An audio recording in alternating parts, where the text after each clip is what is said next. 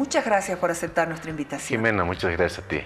Bueno, vamos a hablar de la problemática de la tierra en el Tibnis, pero vamos a hablar de población, distribución de la tierra en el Tibnis y si nos podemos concentrar en el polígono 7, tomando en cuenta todo lo que ha ocurrido en todo lo que es la coyuntura noticiosa, informativa, más aún hoy cuando el gobierno confirma que en el polígono 7 hay unas 400 hectáreas de coca y pozas de maceración. Por favor, Gonzalo, quiero agradecer también el trabajo que ha hecho la Fundación Tierra con el tema Central Tibnis, cuestión agraria, que fue presentado hace un mes, ¿no? Un mes. Pocos días, sí. Hace pocos semanas, días, sí. Sí. Hace unas semanas.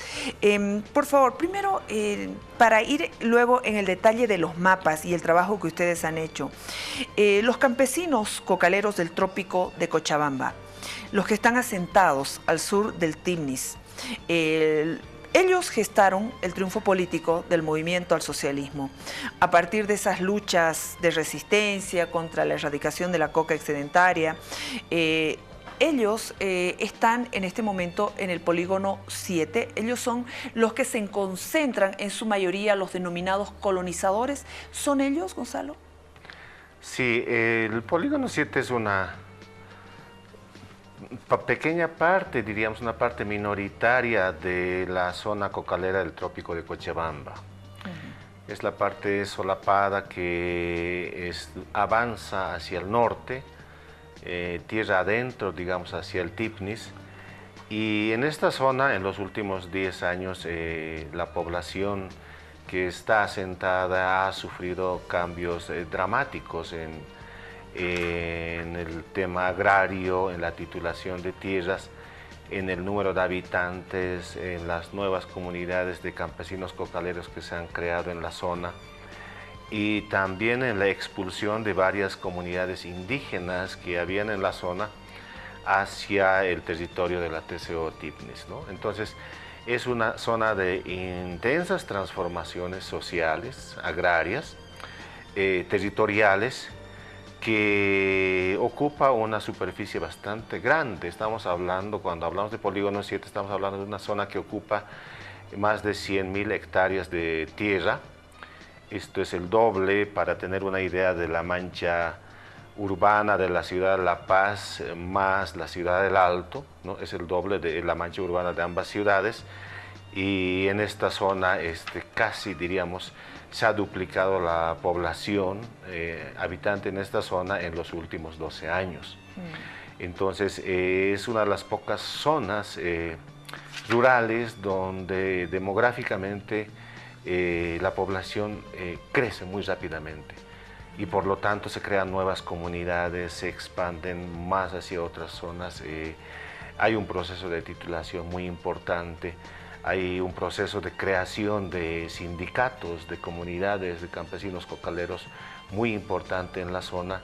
Entonces, obviamente, todo esto es de una intensidad tan fuerte que en el otro lado las comunidades indígenas propiamente del Tibnis, las comunidades indígenas del Tibnis, más bien sufren procesos contrarios. En vez de crecer en términos de población, ellos ahora se reducen, hay una migración muy fuerte, hay mucha gente que vive en Trinidad, son mototaxistas, son trabajadores, obreros. Entonces, mientras que por un lado crece el asentamiento de comunidades cocaleras, por otro lado decrece la población indígena. Precisamente, por ejemplo, para entender lo que está sucediendo en el sur del Tibnis, más aún cuando este fin de semana los colonizadores del CONISUR impidieron el ingreso del Tribunal Internacional de Defensa de la Naturaleza con el argumento de que no habían pedido permiso a los dueños de esas tierras. Gonzalo, expliquemos a la gente el Tibnis. El Tibnis, más allá del tema de territorio indígena, medio ambiente, el tema ecológico, hábitat indígena. Enfoquémonos en este tema para entender unidad territorial. Como tú dices, que está en riesgo de extinción debido a los cambios sociales, económicos provocados por la hoja de coca. Esto ha sido posible en parte a la consolidación de los cultivos de coca.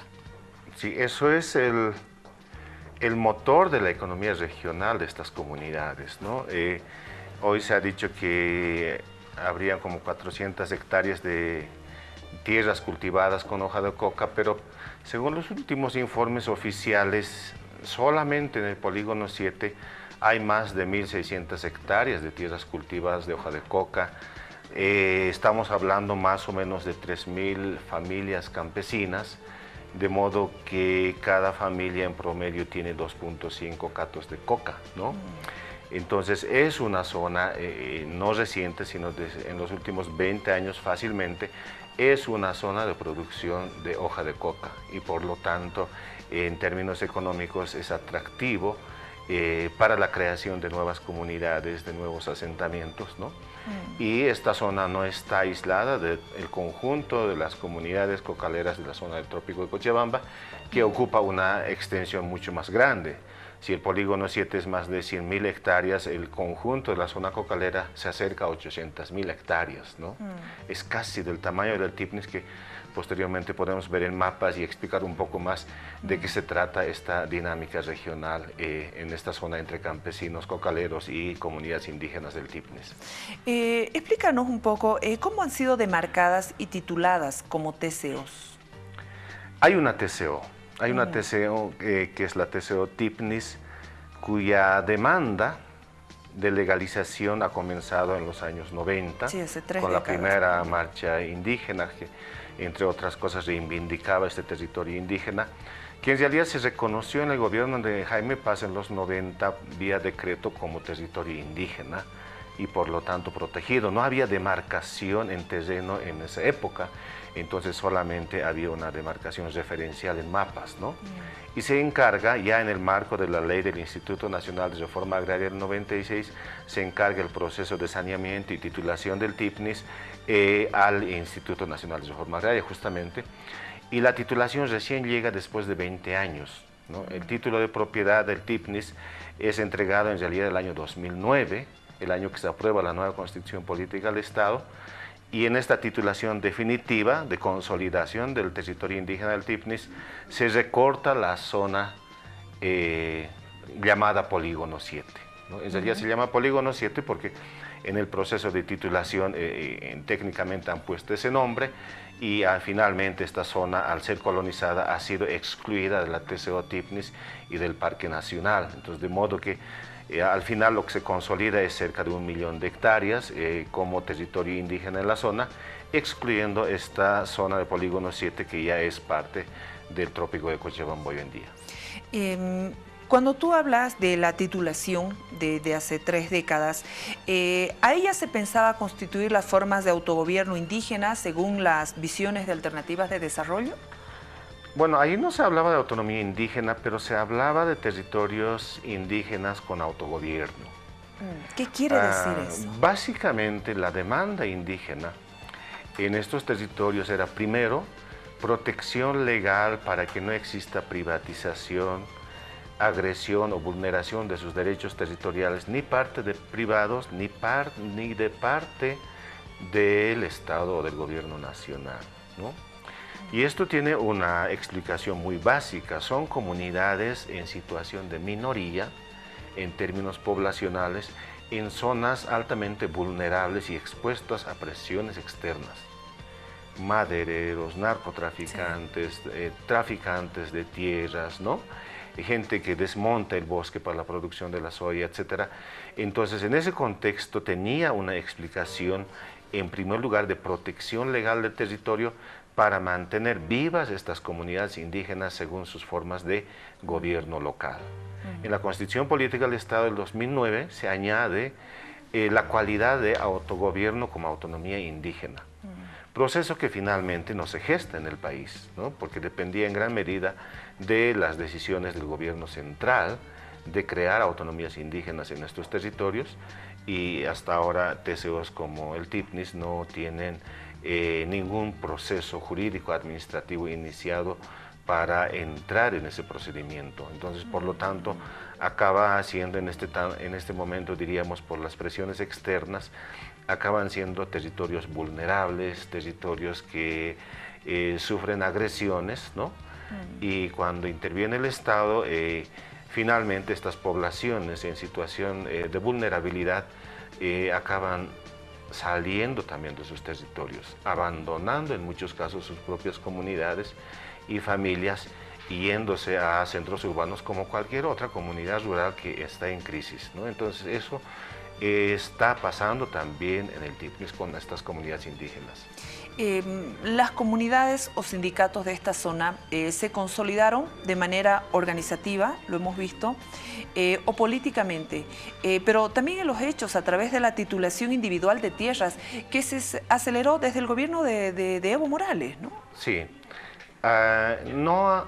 el proceso de titulación ha sido bastante lento en general en el país, pero en los últimos 7 años se ha acelerado.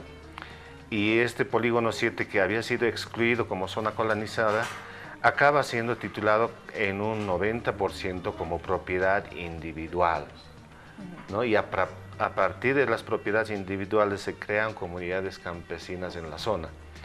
Hay una comunidad como propiedad colectiva en medio del polígono 7 que después vamos a ver en mapas, que es la comunidad Santísima Trinidad. Sí. Es parte de la TCO TIPNIS, la Comunidad Santísima Trinidad, y se tituló colectivamente el único lugar en el Polígono 7 para que aún sea parte de las comunidades indígenas del TIPNIS. Y una de las razones de la visita, entiendo, del tribunal, era visitar esta comunidad indígena, ¿no? Que está más o menos a 20 kilómetros de donde han sido retenidos, y por lo tanto no hay una información exacta de cuál es la situación de la ocupación territorial en esta zona y si estas tierras también están destinadas a la producción de la hoja de coca. Entonces esos temas no se saben en terreno, pero hay otros datos oficiales que indican que sí se ha creado una comunidad indígena en la zona, pero esta comunidad está rodeada por otras comunidades que tienen otro tipo de agricultura. Entonces en la zona también vamos a ver en mapas que y hay 3 puentes terminados para la construcción de la carretera. ¿Podemos ir compartiendo ya los mapas, por favor, para poder entender esta dinámica cocalera y conectarla con el TIPNIS? Adelante, Gonzalo Colque, director de la Fundación Tierra, para acompañarnos precisamente y cómo el tema lo estamos tocando hoy, la consolidación territorial. Tengo entendido que sin necesidad de procesos agrarios de titulación como las TCOs, la consolidación territorial se expande, ¿no? Desde Villa Tunari hasta el noroeste y sudeste, ¿no? Con el afianzamiento de nuevos asentamientos de comunidades campesinas. Sí, no sé si podemos ver mapas, ahí hay una... ¿Acá lo tenemos? Sí, hay otro que es más general, si lo pueden poner, un primer mapa antes... Bueno, estamos pidiendo a producción un mapa antes, por favor. Hay uno general de todo el TIPNIS, mucho más antes quizás. Esa, ¿no? Ya. Bueno, esto es importante que lo tenemos ahí en la pantalla. Al norte, delimitado por una línea azul, está la TCO TIPNIS, y al sur esa mancha verde que observamos al sur del TIPNIS es la zona cocalera, ¿no? El TIPNIS ocupa una extensión aproximadamente de 1 millón de hectáreas y la zona cocalera se acerca a 800.000 hectáreas. La zona en conflicto es el solapamiento que existe al sur del TIPNIS, que está demarcado con una línea roja, que es lo que popularmente conocemos como el polígono 7. Está superpuesta, ¿no? Que ya no es parte de las comunidades indígenas del TIPNIS, sino que ha sido una zona demarcada y que es parte de toda la zona de la zona cocalera. ¿Está representada por el CONISUR? Sí, ahí se ha conformado una organización que representa a las comunidades indígenas del lugar, que es el Consejo Indígena del Sur. Si podemos ver en el siguiente mapa, vamos a ver la zona ampliada justamente del polígono 7, que es como una huella del dedo pulgar. Esta zona estamos viendo que es básicamente propiedades individuales de tierras ya tituladas y consolidadas, ¿no? Esas pequeñas franjas que casi no se ven en la pantalla, en realidad representan propiedades individuales de tierra tituladas, georreferenciadas, con título de propiedad, con planos de propiedad. Entonces, en esta zona, con este proceso de titulación, ya se han consolidado también comunidades y hoy en día más o menos se cultiva 1.600 hectáreas de hoja de coca en este polígono 7, ¿no? Entonces estamos hablando, en otros términos, entre 7.000 a 8.000 catos de hoja de coca que se producen en estas propiedades individuales, que antes era parque nacional y era parte de la demanda de la TCO Tipnis. En el siguiente mapa podemos ver, hay otro siguiente todavía, esto es sobre propiedad individual de tierras. Vamos a ver la misma zona, pero ya con creación de comunidades campesinas. Esas propiedades individuales se han agrupado y se han creado hasta el año 2012, por lo menos tengo el dato oficial, 56 comunidades en la zona, donde actualmente viven más de 13.000 personas. Hay una tasa de crecimiento demográfico de 5.3%, y la mancha verde que estamos observando dentro del polígono 7 es la comunidad Santísima Trinidad, que ha sido titulada en forma de propiedad colectiva. El resto son comunidades campesinas ya asentadas y también tituladas. Por el crecimiento que tiene esta zona, hoy en día probablemente estamos hablando de cerca o de alrededor de 70 comunidades en la zona, ¿no? Pero ¿y cómo pueden cuantificar los asentamientos indígenas cuando hay una alta movilidad, digamos? No, estas son de comunidades campesinas, de cocaleros. Las comunidades indígenas que existían en esta zona, por lo menos se sabía hasta la consulta del 2012, unas 6 que todavía se resistían a la expansión cocalera. Comunidad Limo de Isiboro, Sesexagma, Villa San Juan de Dios, San Juan de Isiboro, Mercedes Lojojota, Santísima Trinidad, bueno, esto último es comunidad indígena. Todas estas comunidades han ido siendo desplazadas, despojadas, asimiladas, desapareciendo, y en los territorios donde estaban asentadas las comunidades se han creado comunidades campesinas de cocaleros.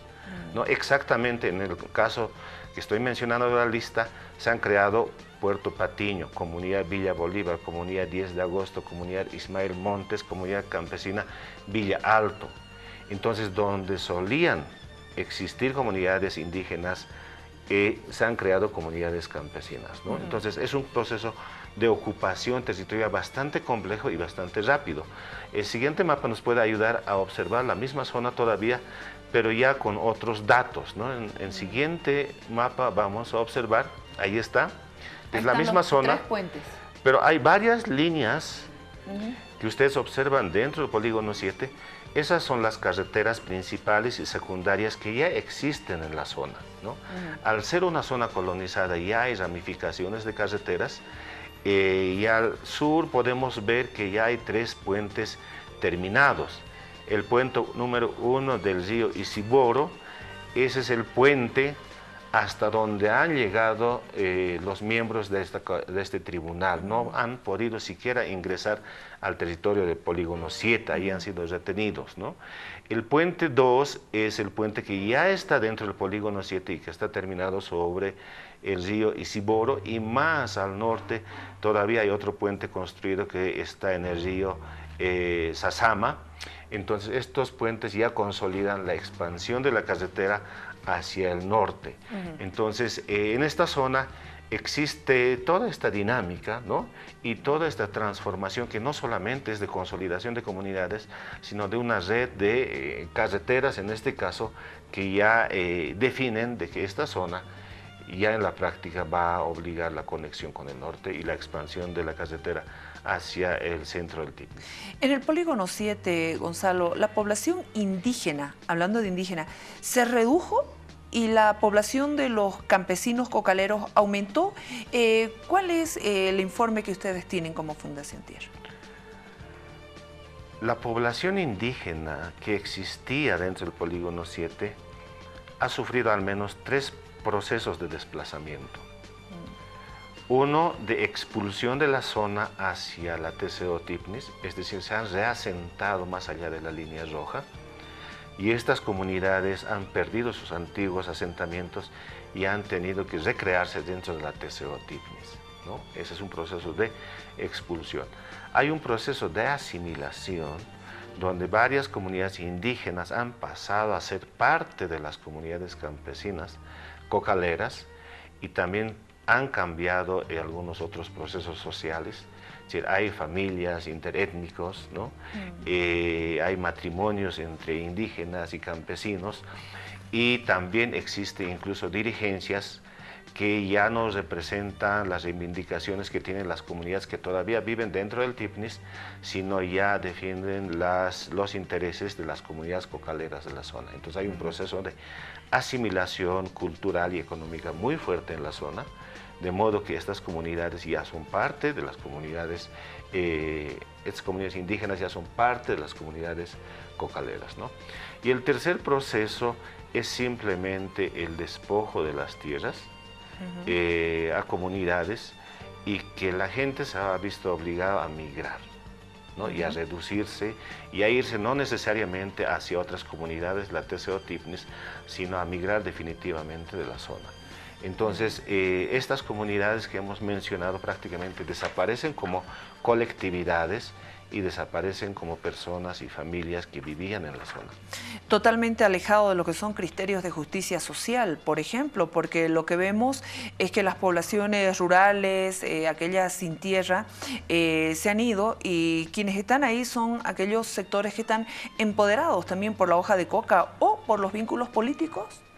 No, definitivamente, lo que hay que aclarar, porque también hay mucha gente que tiene un pensamiento anticampesino, porque piensa que los campesinos son los malos de la película, que avasallan tierras de las comunidades indígenas, pero quienes ocupan, controlan y titulan estas tierras no son los campesinos que no tienen tierra o tienen poca tierra o necesitan asentamientos, nuevos asentamientos en tierras fiscales, sino básicamente las comunidades que se han recreado en el Polígono 7 son comunidades que se han conformado a partir de familias del trópico de Cochabamba, de la zona cocalera. Entonces no acceden necesariamente a estas tierras en un marco de redistribución de la tierra y de lucha contra la pobreza rural, ¿no? Eso hay que tener muy presente, y la manera de acceder, creo que lo que ha pasado con el tribunal es un gran ejemplo. Demuestra pues que cualquiera no puede ir a la zona a visitar, y mucho menos a pedir tierras o a asentarse o a empezar un cultivo en la zona, ¿no es cierto? Sino que es una zona colectivamente controlada a partir de grupos dirigenciales que tienen acceso directo al poder político, quienes han titulado para su sector estas tierras. Entonces no son asentamientos que benefician a campesinos pobres y a campesinos que tienen poca tierra, ¿no? De hecho, aquí lo que estamos hablando es que no hay una política de Estado sobre asentamientos humanos, sobre redistribución de la tierra. Este es un proceso caótico y controlado por gente que más se acerca a una tipología de traficantes de tierra que campesinos, quienes necesitan tierras para sobrevivir y tener agricultura como base económica para sus familias. Muchísimas gracias, Gonzalo, por todo lo que tú nos explicas, por el trabajo, por los mapas que nos has presentado desde la Fundación Tierra, y obviamente muchísimas gracias por este trabajo, Cuestión Agraria, el tema central TIPNIS. Nos hemos concentrado en el Polígono 7 y nuevamente muchísimas gracias por contribuir al debate, a la reflexión, y porque hay temas que se tienen que tocar más allá de lo que es la coyuntura. Sí, no, por supuesto, creo que es importante, y lo habíamos puesto en la publicación así, conocer mucho más sobre lo que está pasando en estas zonas. Más allá del conflicto político, creo que es importante entender lo que está sucediendo en el terreno, y no es poca cosa, ¿no? Sí. Entonces son transformaciones agrarias, sociales, políticas muy importantes, y nuestra labor es contribuir a una discusión y a dar información a la gente para que tome sus propias decisiones. Muchas gracias. Gonzalo Colque, director de la Fundación Tierra. Momento de irnos hasta la unidad móvil, ya tenemos la señal en vivo.